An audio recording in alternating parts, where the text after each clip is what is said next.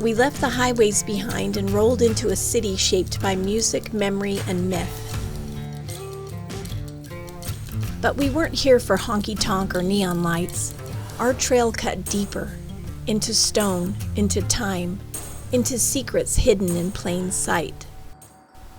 Our journey began at Nashville's Parthenon, a full-scale replica of the original in Athens. In 1897, Nashville did something bold. It built a temple, not for worship, but for wonder. They called it the Athens of the South, a city where learning, architecture, and the arts flourished. So to celebrate Tennessee's 100th birthday, they raised a replica of the greatest monument to democracy the world had ever seen. At first it was meant to be temporary, just plaster and wood, like a stage set built for the Centennial Exposition. But the people couldn't let it go, and so stone by stone, they made it permanent.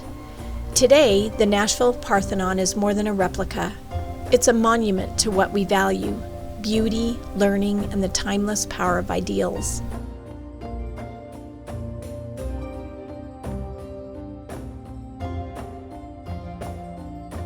Inside, the light changes, softer, golden. It feels less like a replica and more like a memory of something long forgotten.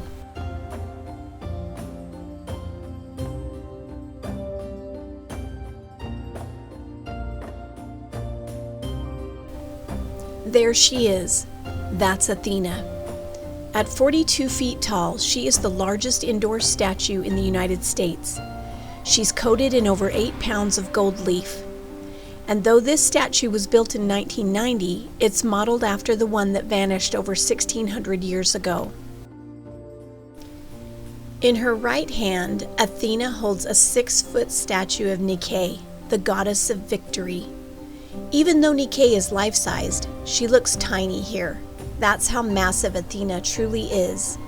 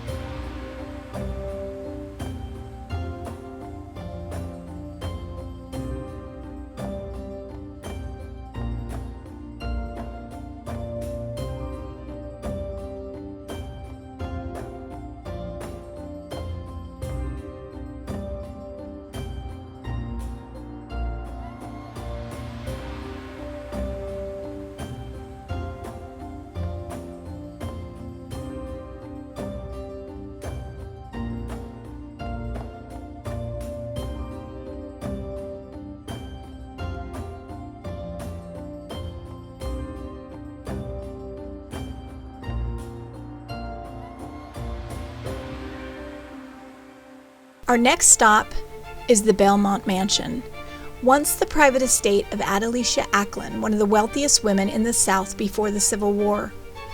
Built in the 1850s, this home was more than a residence. It was a symbol of wealth, ambition, and strategic power.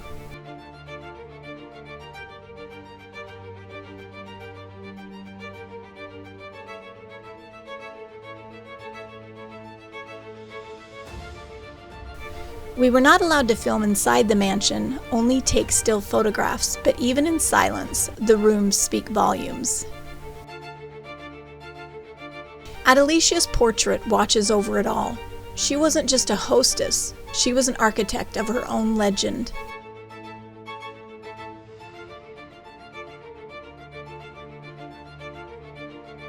Adelicia inherited a massive fortune and wasn't afraid to expand it. She negotiated the sale of her cotton through Union and Confederate lines during the war, quietly making deals while the country burned. Powerful, private, and endlessly complex.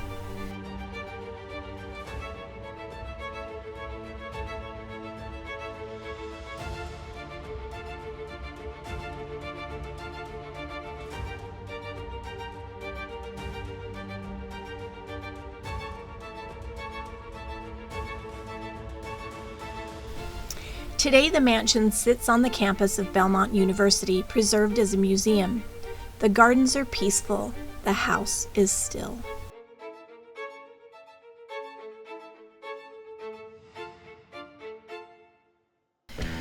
Next, we hopped on Nashville's iconic Old Town Trolley, a 13-stop, live-narrated rolling introduction to Music City, with stops that let you taste its soul.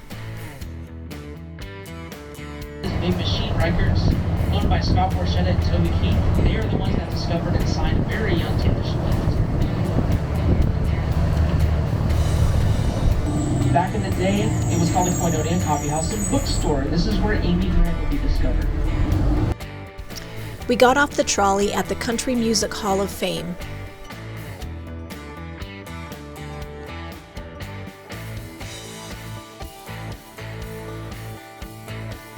We walked slowly through the public space, a kind of museum before the museum. Instruments displayed like relics, posters preserved like prayers. You don't have to read every word to fill the stories.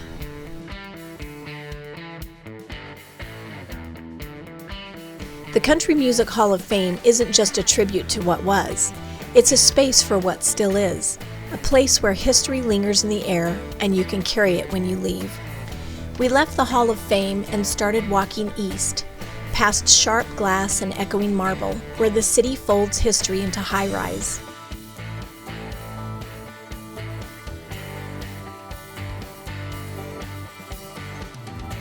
On our right, we passed the Schermerhorn Symphony Center, elegant, classical, just slightly out of place among cowboy boots and neon signs.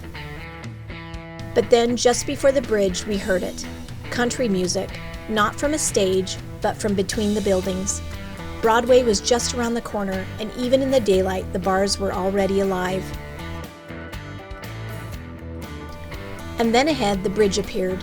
White iron trusses stretching across the Cumberland River, a pedestrian path to the skyline, and a breath of space from the rhythm behind us.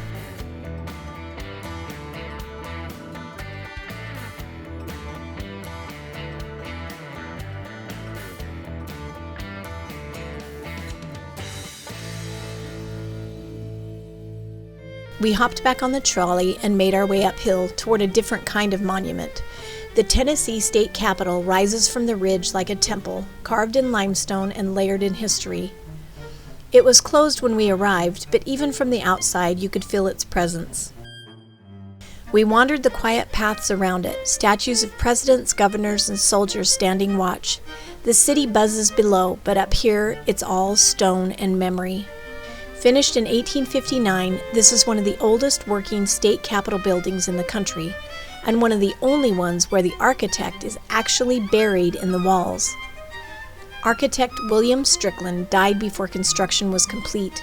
He's entombed inside one of the building's corner walls, sealed into the legacy he designed. It wasn't open, but it didn't have to be. Some places speak even when the doors are closed. Our final stop of the day took us off the main strip into something a little rougher around the edges and way more interesting.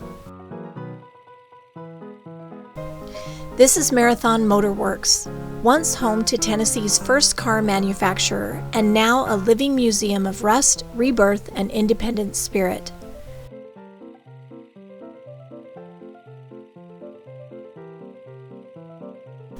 In the early 1900s, Marathon built entire cars here, every part, every bolt, under this roof. By 1914, the machines fell silent, but the building never stopped breathing. Today, the old factory floors are alive again, with art galleries, craft distilleries, vintage shops, and quiet corners where you feel the past humming under your feet.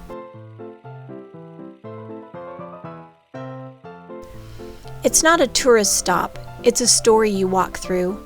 Industrial bones, creative soul, and the kind of place that only Nashville could pull off.